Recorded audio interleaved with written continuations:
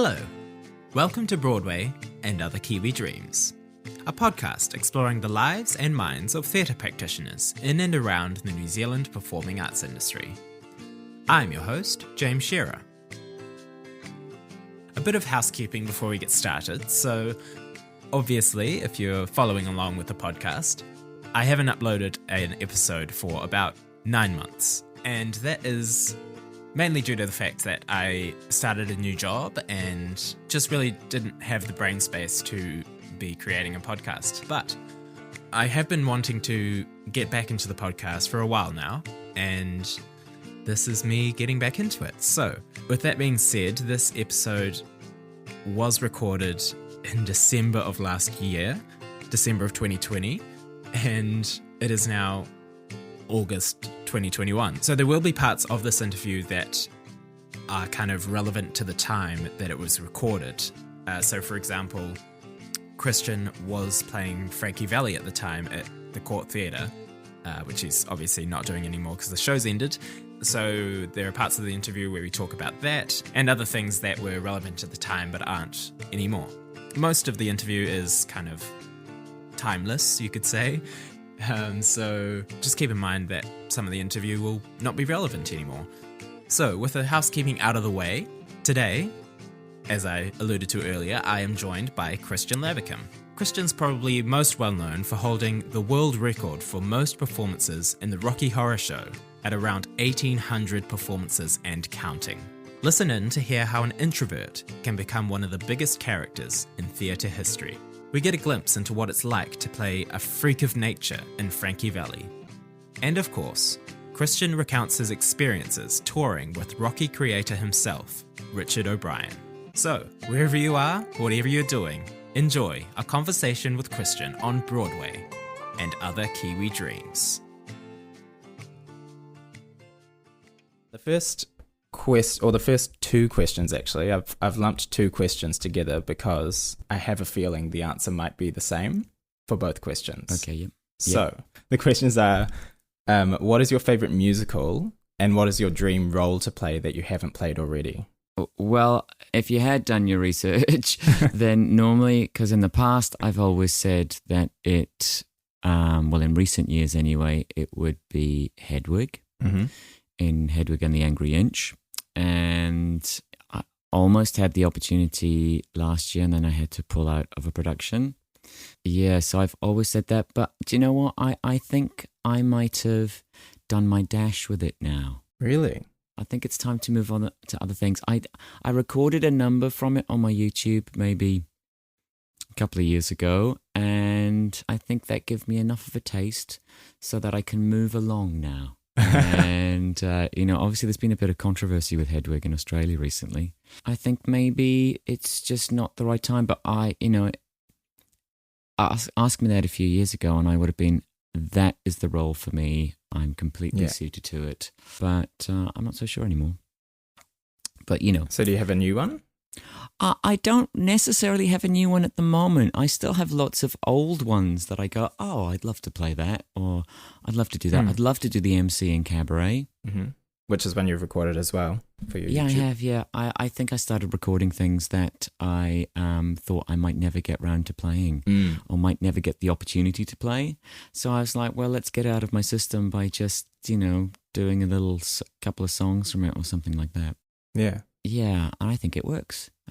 So anybody, just record the song and then you're done. You don't need to do the job. Yeah, great advice. But also, part of the reason I started off with, good ideas of going, oh, I'm going to do this song and this song and this song and this song. But, you just get so busy that after a while I go, oh, I actually haven't done any songs for about a year. Yeah, I have a YouTube channel as well and I feel the same way.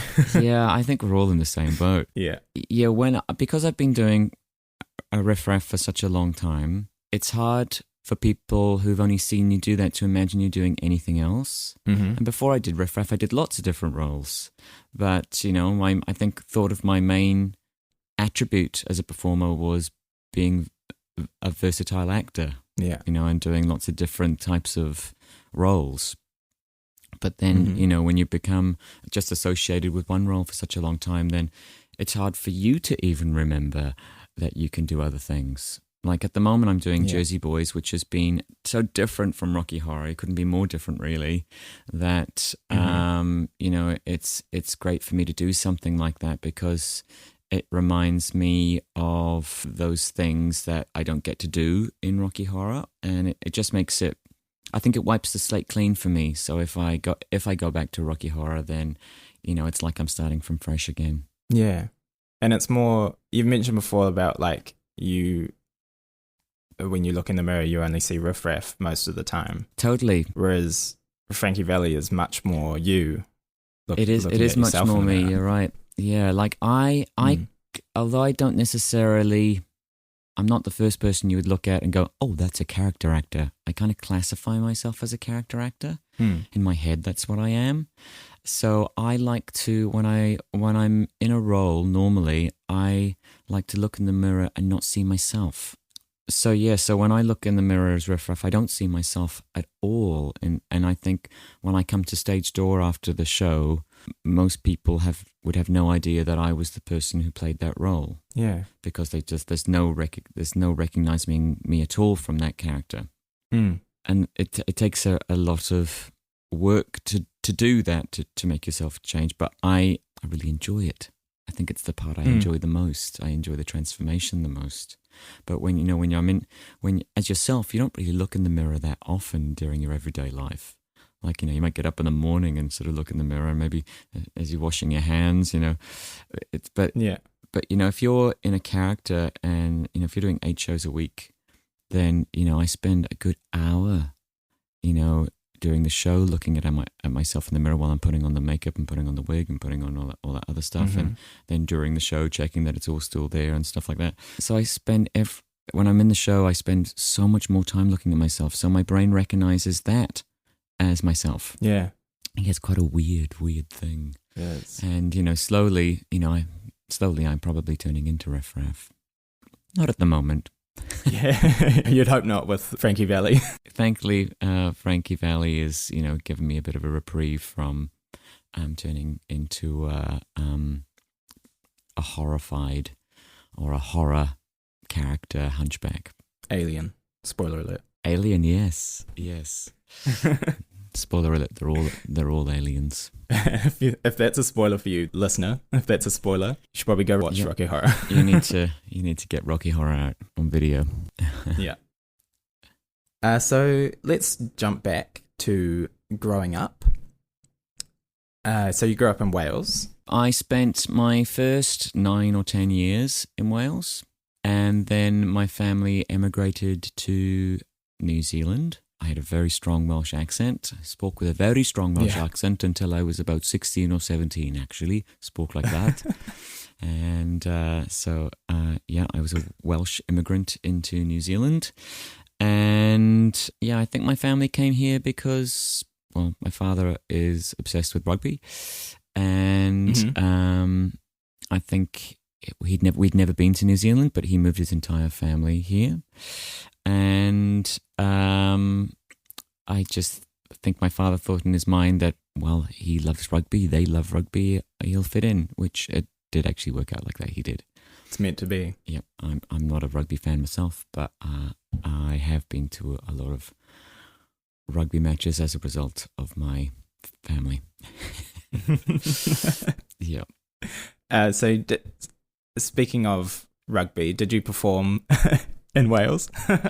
No, I didn't. I didn't do any performing in Wales. I come from a completely non-performing family. Nobody sings, nobody acts. For instance, I've never heard my brother utter a note of song in his entire life. Never heard him at all. So I've no idea if he can sing or not. No idea.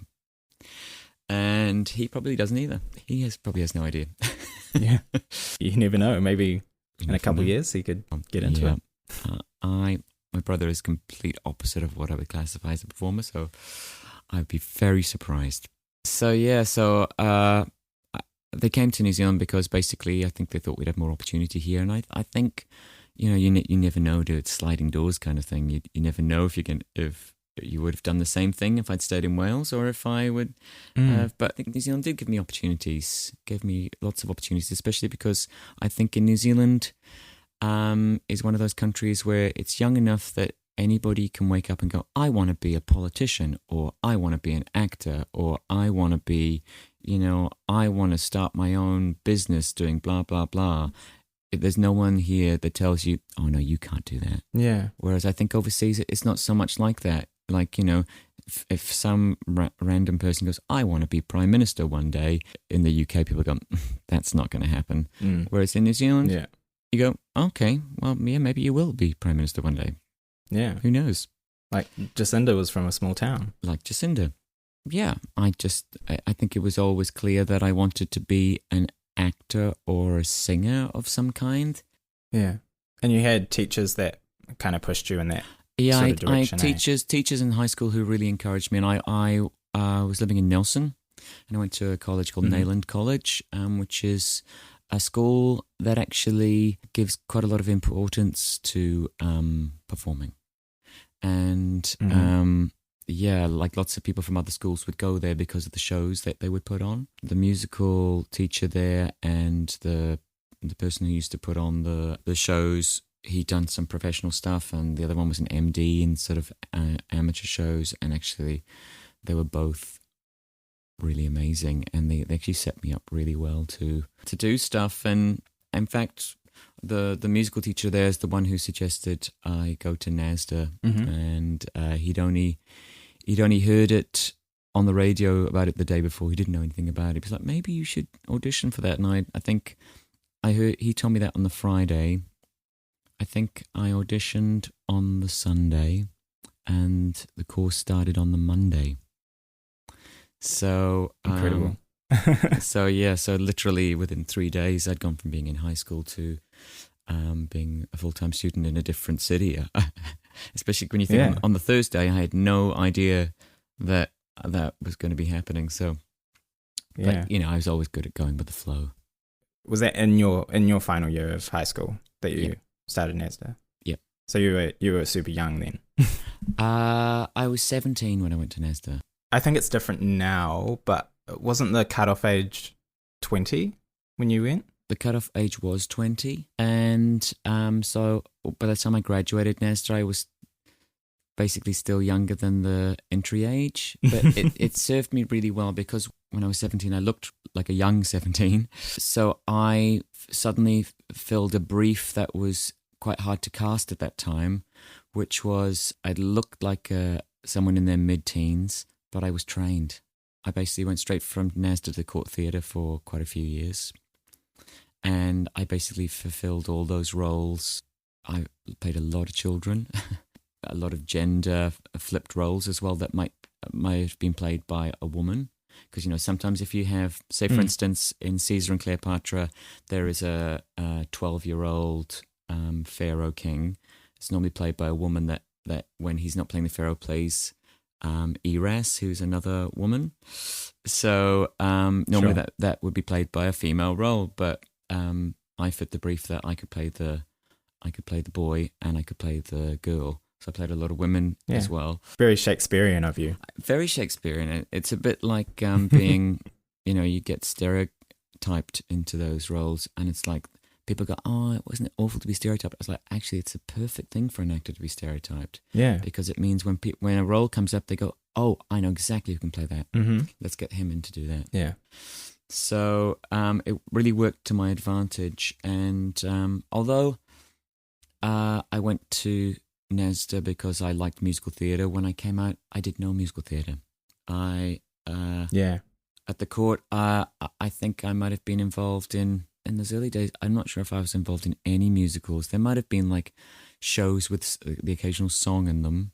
Certainly they were mainly plays, and that was actually the best training ground for me. I was so young at NASDA that I'm not sure I really took in a lot of the stuff or had a full comprehension of what they were teaching me. So when I joined the court, I felt like it was an apprenticeship for me. It was an apprenticeship of working with really experienced, skilled actors and directors. And I think the lessons I learnt in those first 3 or 4 years of working where you would basically, in those days, you were doing, it was more like a company in those days. So it was a lot of the same people in the shows, and you'd be doing, you'd be rehearsing a play during the day, and you'd be doing a show at night time, and then you just keep on crossing over, and you have to do so many different roles and so many different shows over the course of a few years that it was such a good training ground. In fact, it was possibly the best training ground I possibly could have had, and it set me up really well for my entire career to date.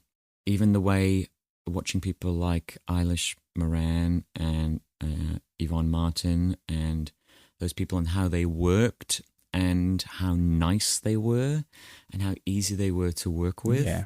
It set me up really well. And the artistic director in those days, and actually one of the main acting tutors at NASDA was Elric Hooper, who had quite a successful West End career. And he had been taught in a very traditional British theatrical way, and he really imparted that on the people who worked in that company. So even now, when I'm doing a role, I hear his direction inside my head. So, if I have trouble saying a line or a line comes out wrong, I can hear him correcting me in my head. So it has served me really well. I find, because I live in the UK normally, and I find there, if you work in musical theatre, then in general, they expect you just to do musical theatre. They don't expect you to do plays. So as a result, you get a lot of musical theatre people over there that would be terrified of doing a play, or terrified of doing, things that are outside their comfort zone.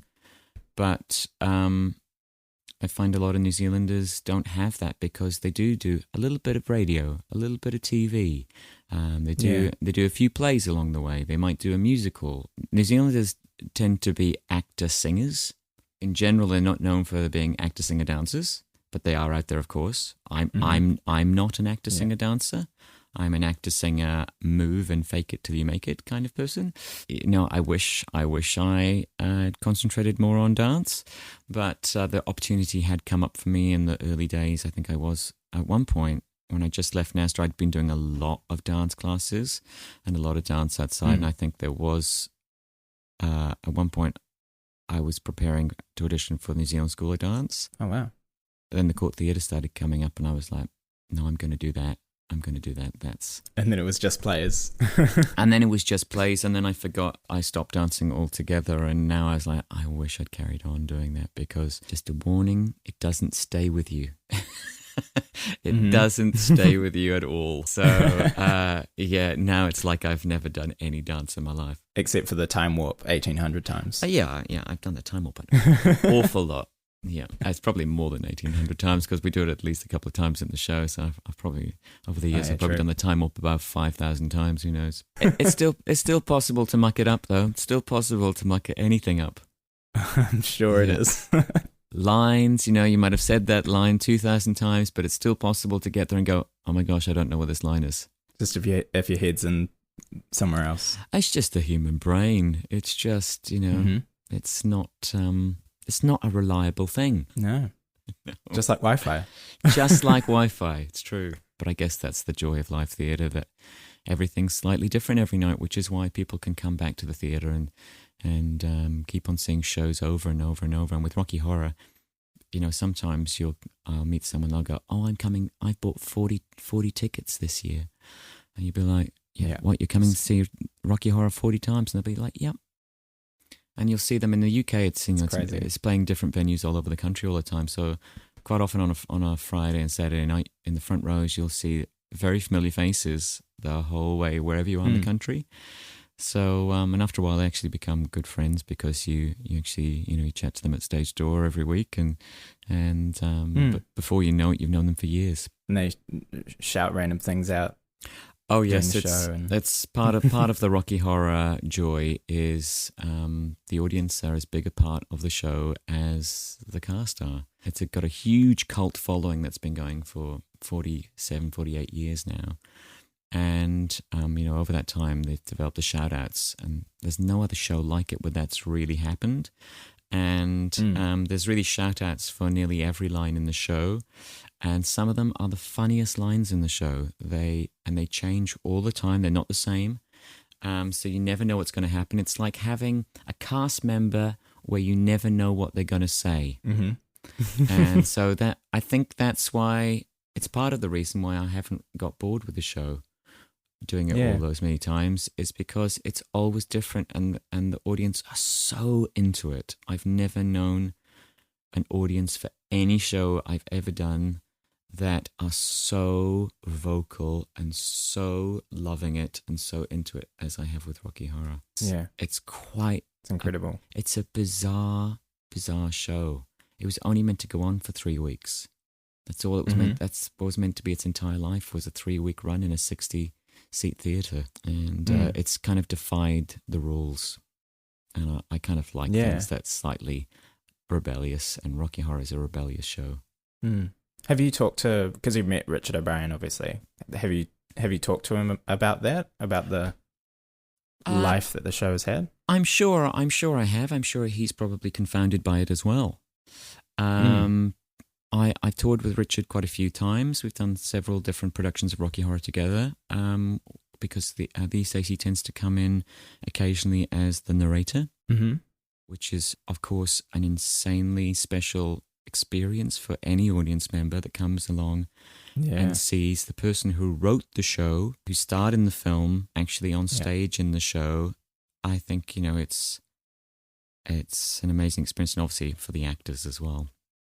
Yeah, because totally. How often does that happen?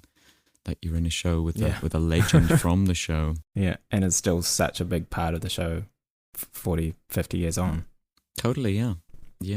And New Zealand's very lucky to have him here as he's retired. He's retired to the North Island here, so yeah, it's amazing. And how many places have a riffraff statue? It's brilliant. Kiwi icon, yeah.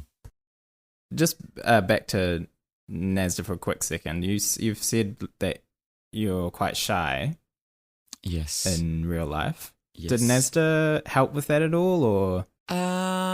It didn't help or hinder, because it didn't really change me as in that side of my person. I actually found that I think part of the thing that attracted me to acting was the fact that I could go on stage and be somebody else who didn't necessarily have the same rules as I did, didn't have the same hang-ups that I had. So, I could go on stage and not be the shy, retiring person that I normally am. I think people find it really hard to equate that an actor can be shy. Because you can turn it on. You can turn it on, and if you have to, if you have to go and talk to a room full of people, or you talk to... Or do a podcast. We all have our ways. So, you can pretend to not be shy, but when it comes down to it, if I'm at a social gathering with lots of people who I don't know, I'm probably the quiet one in the corner who's going, please somebody talk to me. So I don't have to go out and swim the sea. Yeah. Sometimes I surprise myself and I go, oh, I'm actually being quite sociable here. Because I love being sociable. I love being surrounded by people, and I love being surrounded by entertaining people, which is very convenient as an actor, because you often are surrounded by very entertaining people who aren't shy and love being the life of the party. But I figured the best way to have a good time was to be surrounded by those people, because I'm not that person. Yeah. So, just the brain gets in the way sometimes. Totally, yeah. That goddamn brain. Yeah. I don't know if I even think about it. It's just one of those things that is. But yeah, but that's why, walking in other people's shoes, that's acting, isn't it? Literally you're walking in other people's shoes, but you're when you get to walk in other people's shoes and experience life through other people's eyes, then you you see the world. I think I'm a really open-minded person, and open-minded to all sorts of people and experiences, and that's one of the reasons I love being an actor, because it does enable you to do that. So I know exactly what it's like to live as a hunchback from a haunted castle and be an alien. So exactly. The joys of acting. Yeah. Speaking of open-mindedness, A question that I like to ask people is, what is your dream miscast role? So a role that you would never be cast as, like maybe well, you said that you've played female roles before, but Yeah. I was thinking about this, and it was such a struggle for me to come up with anything, because I was like, there's some. Well, actually, these days now, I would never get cast in a play because people have forgotten that that's my experience. They just got, it's because I'm in the UK, it's a musical theatre thing. So any play, I'd be like, please give me a play. I've been in London for years, sure. never had one audition for a play. So, yeah, I would love to do some Shakespeare. Yeah, I'd love to do a serious kind of gritty kind of play. And that could be anything. Yes, you've heard it here first. Put Kristian Lavercombe in a play. Cast me in a play. And actually, it's part of the reason I'm loving doing Jersey Boys at the moment is because as musicals go, it's a really gritty play with music. And for that reason, I really adore it. I really adore it. And when I think of musicals that I want to be in, they're always gritty actor musicals. Yeah, those are the ones I want to be part in. Either that or really sort of, fantastical kind of futuristic musicals or something that's so fantasy based that I'm not really a Disney kind of guy, but certainly, I would love, I keep on saying this over the years, I would love for them to make I know there's a ballet of it, but I would love for them to make a musical of Edward Scissorhands. That would be my dream role. I would love to play Edward Scissorhands in a musical. There's a ballet of it, but not a musical. Which is crazy, because that would be a great musical. It would be a great musical. I mean, you would have to have Danny Elfman, who did the music for Edward Scissorhands, the movie. He would have to be, control of the music. But come on, they're missing an opportunity here. Yeah. I also kind of think, although I want to play the kind of, the evil roles, I want to play the weird, unusual... misfit. That's who I want to play. So Riff Raff. It is Riff Raff, yeah. But I'm very pleased that Kristian Lavercombe, who directs Rocky Horror, I'm very thankful that he saw in me that I could play that role. Because if I walk into an audition room, I don't think I'm the automatic person you would go, oh, there's a Riff Raff. So I'm really glad that he saw that in me, because it was the last role I was expecting to audition for. Yeah, and speaking of that audition, I think you've said before you didn't really know that you could sing high. No, you could sing those notes. I think of myself as a light baritone, and anything above a G in my chest range, I would normally go, oh my God, I can't believe I have to sing over that. It's like, what? And I'd go into panic mode going, I have to sing. I can't sing up there. So if I had to sing like, 1A in a show, I'd be like, oh God. Whereas, other friends I've got who are sort of true tenors, they'd be like, oh yeah, and blah. And they can just come out with it, and it seems so easy. And I'm like, it's not easy for me. And is that still your feeling? Because, you've now played Riff Raff a lot, and now you're now playing Frankie Valli. Nah, and the only other role I've played in the last few years in between was Jesus and Jesus Christ Superstar. Exactly. Now people only want to cast me singing the highest musical theatre roles that exist. That's all they want to do. Yeah. So I've learned to live with it, and I've learned that I don't know whether I was just a lazy. Maybe. So what's your classification? I'm a lazy tenor. Maybe that's it. Maybe that's it. I do have an unusual voice. I have an unusual singing voice. I've always had an unusual singing voice. I don't think it's necessarily the most pleasant of voices, but certainly it stands out from the crowd. And I do now seem to be able to sing very high, but it's not necessarily. Well, I personally don't think it's very pretty, but it seems to work for certain roles. I think it definitely works for Frankie Valli, because he was a character voice himself, really. Yeah, true. And same for Riff Raff. And of course, everyone knows that Jesus was a character voice. Totally. I mean, of course, he had a character voice. Well, he certainly had a character voice in the 70s was so great for rock. And it's amazing that Andrew Lloyd Webber wrote Jesus Christ Superstar. Because he doesn't really write in that style anymore. Not remotely, but like some of Phantom Cats and then Jesus Christ Superstar. Style that express there's such even School of Rock.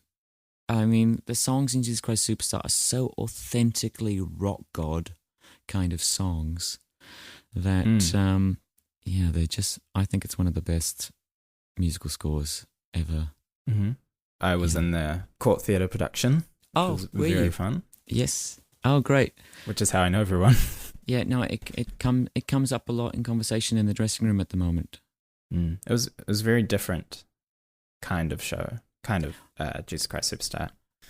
Well, I actually find all productions of Jesus Christ Superstar are quite different because it seems to have reached the realm of Shakespeare, where people set it in a different time and place every single time it's done. So there's not many shows you can do that with, but Jesus Christ Superstar is the Shakespeare of musical theatre. Because, I've seen it set I've seen it set authentically in the time. I've seen it set in the future. I've seen it set in the 90s. I've seen it set, in so many different places. Jesus can suddenly be a singer in a rock band. They keep on changing it up. And I think it's fun when musicals reach that stage of, we're going to put our own interpretation on it. Yeah. And it's fascinating because it's literally the definition of a period piece. Like it's the period of this one man's life, but it can be set in so many different ways. Yeah, totally. He must be dreaming over that as well. Andrew Lloyd Webber must be going, how amazing that's still going. I know. And same with Richard O'Brien. Back to yes, that was the Jesus Christ Superstar portion of this episode. Yep. Well, Richard O'Brien did start out in Jesus Christ Superstar. He was in the West End production. Might have even famously got fired from it. Yeah, and then he was in Hair, and then that led on a lot of the people who were in Hair and Jesus Christ Superstar with him. We ended up being in Rocky Horror. I think that's why you might have met Tim Curry and all those guys. So there is a connection to Jesus Christ Superstar and Hair. There is, and when I finally get that interview with Richard, I'll mine that connection. Yes. So speaking of, obviously, Rocky, we've said that you've done over 1,800 performances. Or do you know the exact number? That's a question that I have. It's actually about 1,719 or something like that. It's literally about several performances of 1,800.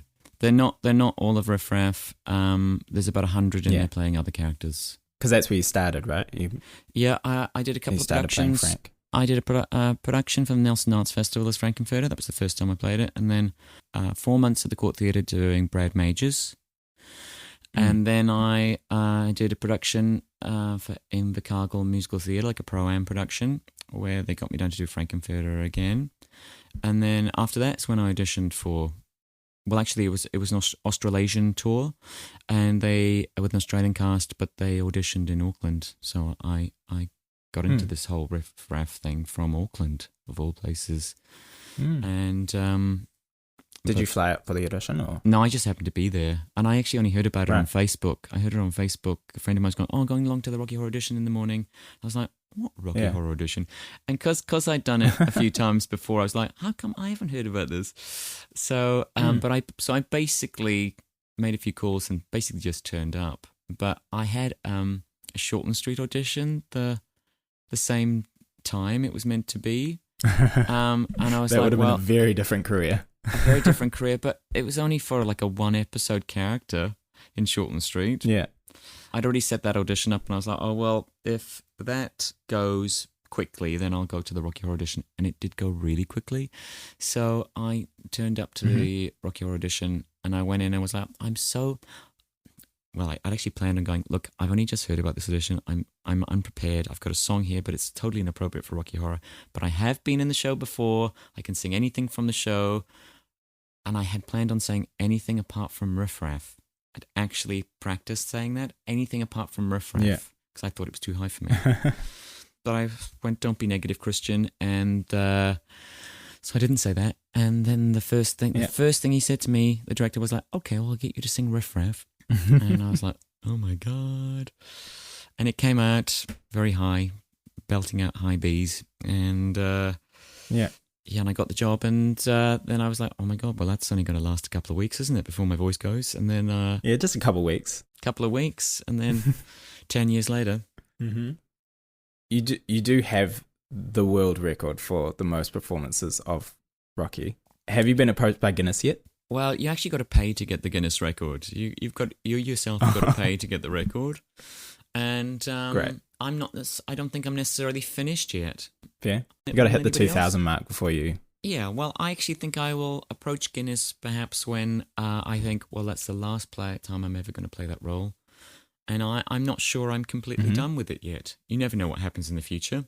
You know, most roles, after you've played for 10 years, you'd be like, oh, well, I'm too old to play that role now. But I'm not. Yeah. Riff Raff is a kind of ageless character within reason. Yeah. I feel like I could still play the role for quite a few years if the opportunity arose. And it shall, I'm sure. It might very well possibly. Who knows? I never take anything for granted. And people often ask me whenever a tour is announced, they go, "Are you doing it? Are you doing it?" And I'm like, "I hope so." Like surely you just have to say yes, you're doing it, but no, it doesn't work like that. There's lots of contributing factors, and actors aren't the ones who decide if they're going to do things. Actors are the ones who decide after someone else decides if they want them to be in it or not. It's very rare for an actor to choose to go, what roles would you like to do in the future? Whatever roles people give me the opportunity to do. I love any role I'm doing. I actually love the work. It's not necessarily the role I'm enamored by. It's like I really enjoy working. I don't even have to be doing a lead role. Some of the most favorite roles I've ever done have been really tiny cameos in things. In the old days of the Corps, I was in Rosencrantz and Guildenstern Are Dead, where I played Alfred, who has one line. It does feature a lot more than that one line.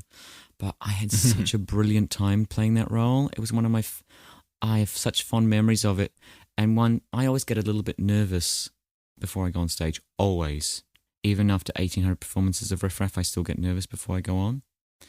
And Alfred, because he only had one line, I didn't get nervous at all.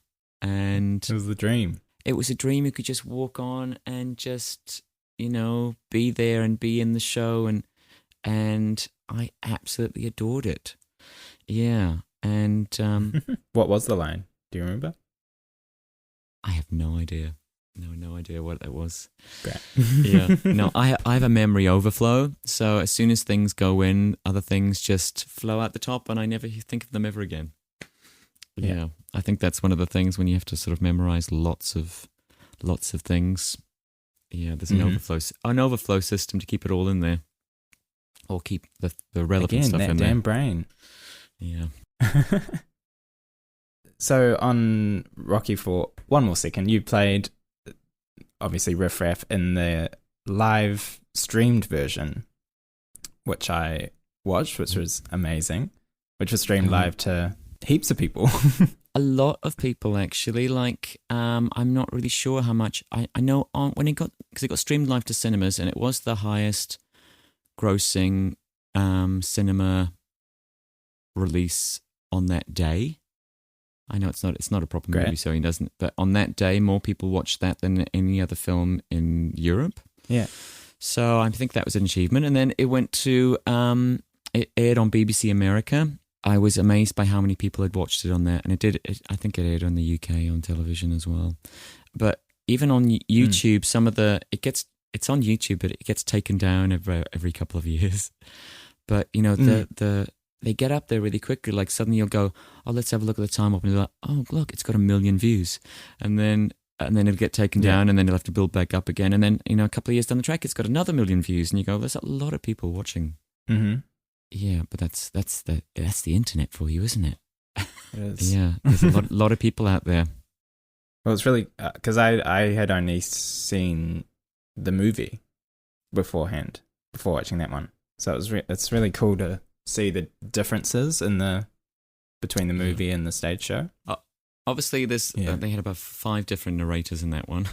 Normally, there's just one narrator that goes through, but they were doing that for the occasion, which was including Richard and Stephen Fry and Emma Bunton and there were lots of interesting people backstage, and backstage was the Playhouse is in the West End, and the Playhouse is, some of those theatres are very old and they're very small backstage, so being crammed into all these dressing rooms with all these insanely amazing famous people was really bizarre. It's very bizarre. Yeah, and a lot of those West End theatres, they are overrun with mice. I mean, they're just like, you'd be at your dressing room table, and there'll be about 8 of you crammed into a dressing room, and there'll be like the girls' dressing room will be next door, and there'll be screams, and you look, what are they screaming at? And then suddenly a mouse runs across your foot, and it's just, oh my god. Yeah, they're not exactly what you envisage. Not the glamour that you might think of when you think of the West End. Yeah, no, not at all.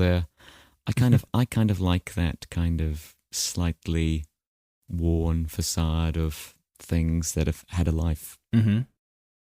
So we mentioned that you are playing Frankie Valli in Jersey Boys at the Court Theatre. Yes. We've also mentioned that you did shows at the Court Theatre when you were starting out. So what's it been like to come back to the Court? Obviously, it's a different building. It's a different building. It's a different time. Christchurch has been through an awful lot since I last worked here. Mm-hmm. My brain still thinks of Christchurch as the old Christchurch, and it hasn't quite got around the fact that all those places I lived in don't exist anymore, and all the places a lot of the familiar places that I used to go don't exist, and some of the theatres. So I've held the Court Theatre up on this pedestal for many years because you look at things through rose-coloured glasses of this really formative time in my life I had at the Court. So coming back here, I was like, I hope it's not a bad experience. And it hasn't been. It's been absolutely amazing. Like, it's in a different building, but because the theatre is set up in a kind of similar way, and it's one of the only theatres left, like, it's like a producing theatre that, it has the wardrobe and the production staff and the set people and the actors, they're all under the one roof, and there's such an immediacy of working on a show where everyone is in the same building being creative in their different areas, and I think that is brilliant. I think that is amazing, and that's how I remember the Court. And so the heart of it is still there, and it's been many years, but there's still some of the same familiar faces wandering around. So I do feel like I've come, in many ways, I've come home. It's exactly how I envisaged it was going to be. So I feel very, very lucky, thanks to COVID, that I happened to have been in New Zealand and because I just happened to be here by accident visiting my family on a break when COVID happened. So I feel very lucky that I've got the opportunity to actually come back here and do this. And I really hope that now that I've broken the seal of that, then I would love to think that I could come back and do some more stuff at the Court Theatre. And I think Christchurch is very lucky to have it because it's a world-class establishment. I've been around the world and seen lots of different theatres and worked in lots of different theatres, and the Court Theatre is world-class. And I think Christchurch audiences really need to support it in every way possible. And especially with that directing and musical directing combo of Stephen Robertson and Richard Merritt, yes, they are also world-class directors and musical directors. Yes, I agree. So did they approach you for the role, or did you audition? I've worked with Richard quite a few times on musicals when I was at the court, and I had worked with Stephen once before, playing Mary Sunshine in Chicago. Yeah. And I think because of social media, they must have realized that I was in New Zealand, like a lot of other performers from overseas, just, sort of came back at that time. So, I think they realized I was around, and I think Stephen was aware that I could sing high because of Mary Sunshine. Yeah, so I got an email asking me if I was interested. And by coincidence, they didn't ask me for this, but by coincidence, I had done an audition video for Jersey Boys in the UK maybe about 2 years ago. And turned out I wasn't, I got called back for it, but I wasn't available to go to the callback. So I'd made this audition video. So I just had that. I was like, oh, well, I can just send you this. And so they could actually see that I was singing Frankie Valli songs. So I just had that up my sleeve, and I think that probably really helped. Because it's so high and so up there in the rafters. How has it been on your voice? And well, it's actually been one of the most challenging learns of any musical I've ever done. One, because there are so many songs in it. Even when they just touch on a song, there's something like 34 songs in it. They don't play the whole song, of course. But otherwise we'd be there for hours and hours. But so I have a lot of songs to learn. So lockdown really helped in preparing for that, because it means I could just concentrate on learning them. I never take my voice for granted. I'm what I call a paranoid singer. Drinking copious amounts of water, steaming my voice twice a day, doing everything possible for it. Trying to avoid any hay fever and stuff like that, which Christchurch is the garden city and seems to be a lot of hay fever here. I am used to putting out 8 shows a week, doing Riff Raff, which is a very challenging sing, under difficult circumstances, because in the UK you're constantly touring, you're constantly tied, you're in a different hotel or accommodation every week. You're in a different theatre where the acoustics are different every week. So I have to live like a monk, but it's basically, I think it's absolutely fine. Yeah. Yeah. But the Court Theatre have done something brilliant this time, where they've got the understudies for the roles. So, and I have huge respect for any understudies, because they are they put in all the work that you have to put in, and they have extra duties that they're doing in the theatre as well themselves. Yeah. And yet they might never get on, but also they might get on. And the Court Theatre is covered just in case, because normally on the West End or something, like if you're playing Frankie Valli, you wouldn't play the matinees.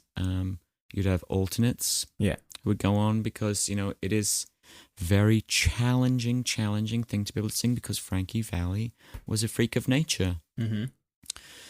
Yeah, and I don't think anyone is normally used to singing up there.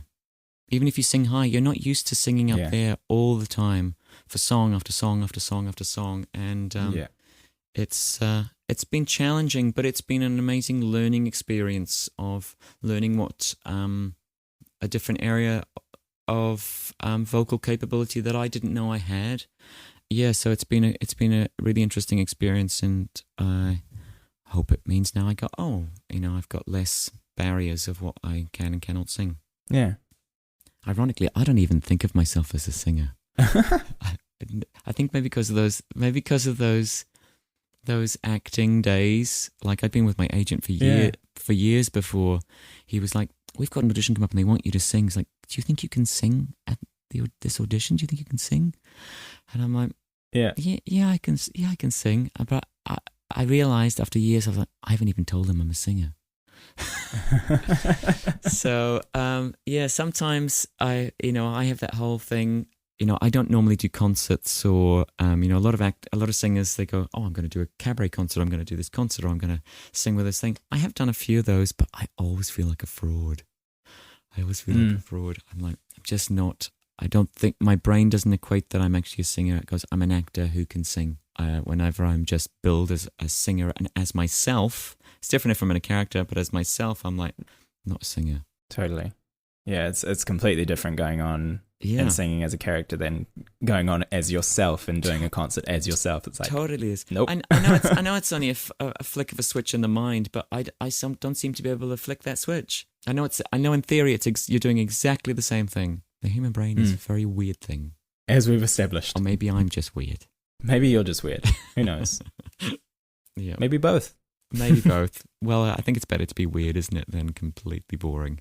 Absolutely. So I've heard this question, I've heard people ask you this question of what's your favorite role that you've played? And I love your answer to it. You say that every character that you play is your friend. You connect with every character, so it's hard to, pick one. Yeah. And I just think that's great advice for people to be able to connect with their character and to empathize with their character, because I think you have to do that. You do, yeah. In order to play anyone. Yeah. I think most that, because, sometimes in theatre you have to play roles, you might have to play someone who's really horrible, but you've got to try and empathize with them in some way and kind of figure out why they think like that. And there's always a route of doing that. There's always a way of finding empathy for your character, because no one is completely evil, and no one is completely nice. Yeah, and I think that adds more layers to the character. You've still got to say the same lines and do the same things, but the more layers you add onto a character is better. So, you've got to, if you're living with a character the whole time, you can't hate that character. Yeah, and you can't judge them. No, you can't judge them. No, you've got to completely non-judge them. I mean, you can judge them in your own time, but when you're playing it, you cannot judge them. So I like talking to people about their other interests other than, their main job. You've got photography and painting, and what is my question? I don't know. Well, I probably class myself. You like things. Yeah, I'm most happy when I'm creating something. I actually, I don't even need to. I've discovered over the years, it wouldn't make any difference even if I wasn't an actor. As long as I was creating something, I get my joy from making something. And for me, that could be, it could be making a prop or making an item of clothing or painting something or drawing something or photographing something.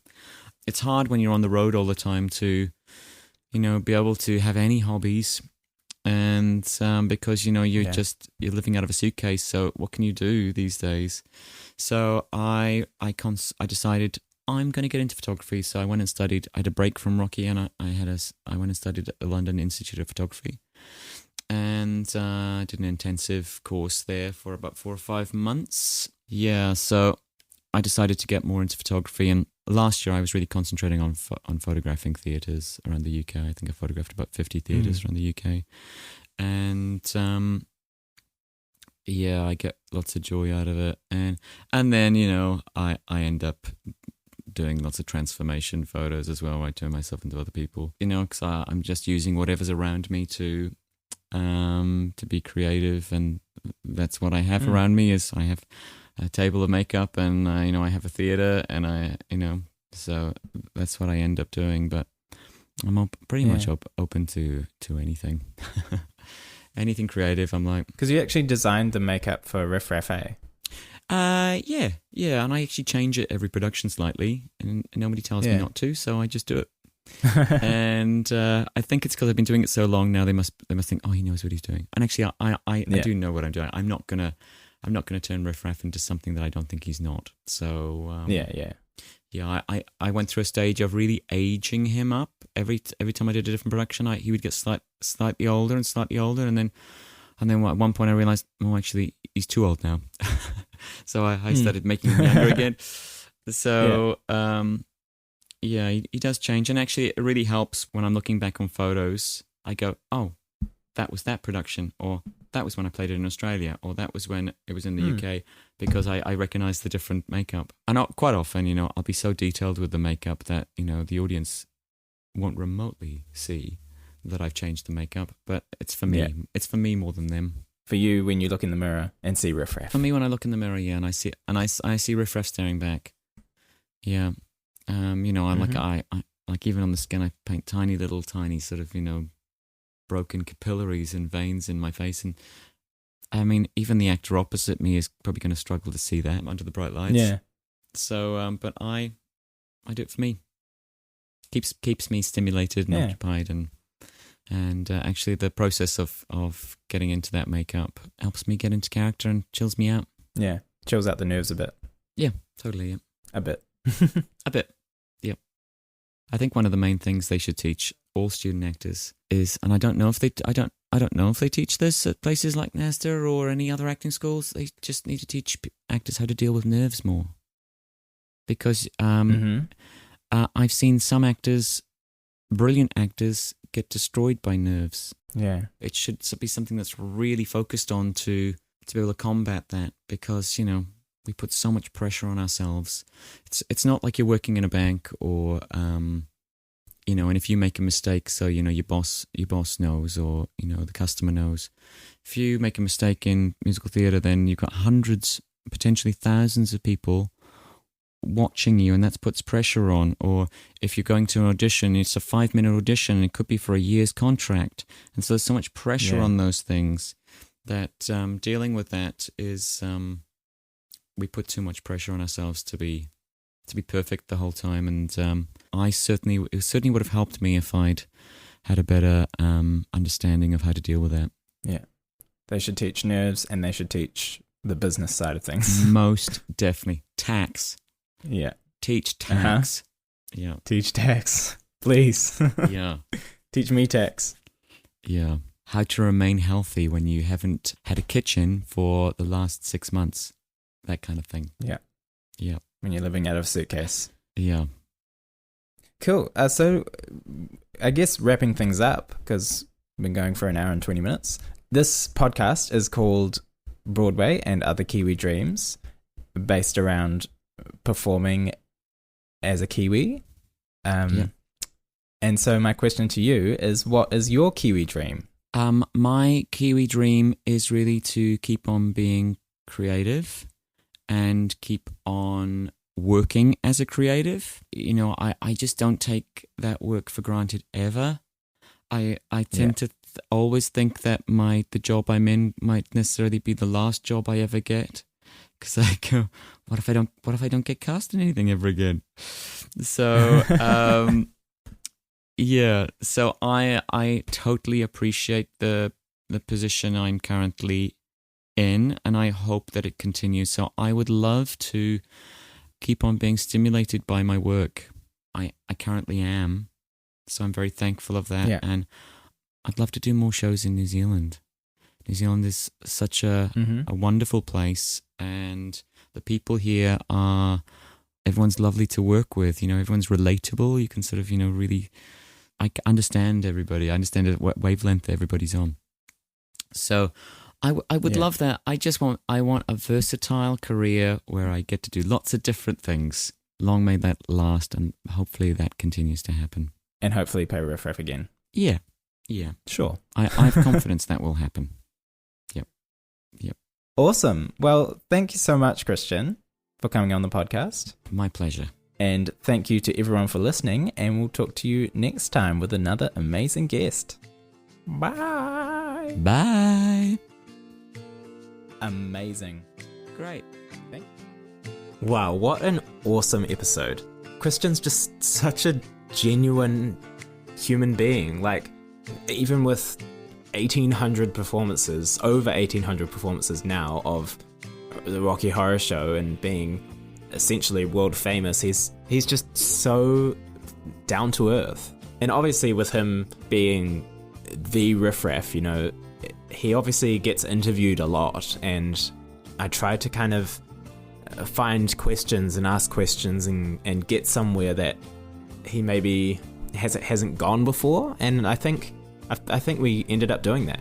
So if you want to see more of Kristian, head over to @Kristian Lavercombe on Instagram, He posts a lot of fun stuff on there, including the theatre photography that we talked about, along with backstage antics at Rocky Horror and lots more stuff like that. So head on over there, and while you're there, why not follow the podcast at Kiwi Dreams Pod?